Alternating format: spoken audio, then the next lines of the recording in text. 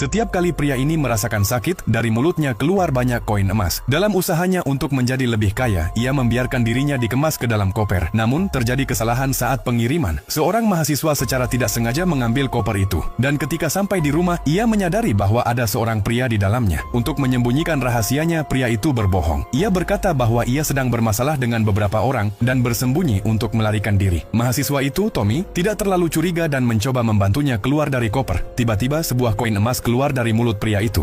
Tommy terpaku sambil memegang koin yang berkilau itu. Karena rahasia sudah terbongkar, pria itu akhirnya mengungkapkan segalanya. Ia berkata bahwa ada sesuatu yang aneh di tubuhnya. Setiap kali ia merasakan sakit, koin emas keluar dari mulutnya. Jika Tommy membantunya keluar, semua koin itu bisa menjadi milik Tommy. Namun pria itu tidak tahu bahwa mata Tommy kini dipenuhi oleh keserakahan. Alih-alih membantu, Tommy menyembunyikan koper itu. Keesokan paginya, Tommy pergi ke toko emas, dan si penjual memberitahu bahwa koin itu terbuat dari emas murni, dan harganya sekitar $500.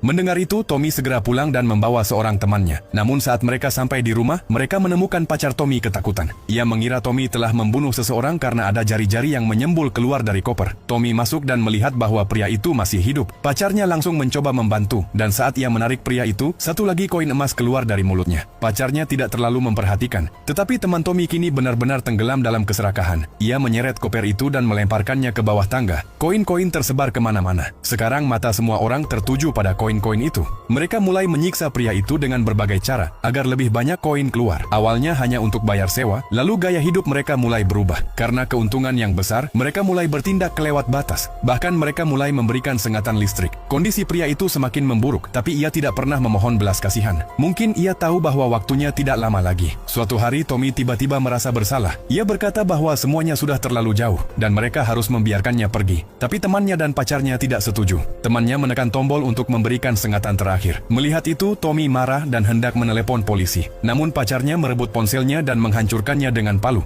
Saat Tommy melawan, temannya memukulnya dengan palu. Tommy jatuh ke lantai bersimbah darah. Saat itu baru teman dan pacarnya sadar apa yang telah mereka lakukan. Mereka mengambil uang dan mencoba melarikan diri. Namun kemudian mereka melihat pria itu masih bernapas. Mereka berpikir untuk mengambil beberapa koin lagi darinya. Begitu mereka memberikan sengatan lagi, pria itu tertawa terbahak-bahak. Matanya mulai bersinar seperti emas. Tapi mereka tidak menganggapnya serius dan kembali menekan tombol. Asap hitam tebal memenuhi ruangan. Pria di dalam koper itu telah berubah menjadi iblis. Tubuh mereka menjadi kaku karena takut. Tapi sudah terlambat untuk menyesal. Iblis itu sudah siap dengan 2 koper kosong. Kini saatnya membayar lunas atas keserakahan mereka. Setelah itu, iblis itu kembali menyamar sebagai manusia dan pergi ke bandara. Dengan bantuan staf bandara, 2 koper itu diletakkan dengan tenang di atas sabuk berjalan. Sepertinya kedua orang serakah itu akhirnya akan mendapatkan hukuman yang sesungguhnya.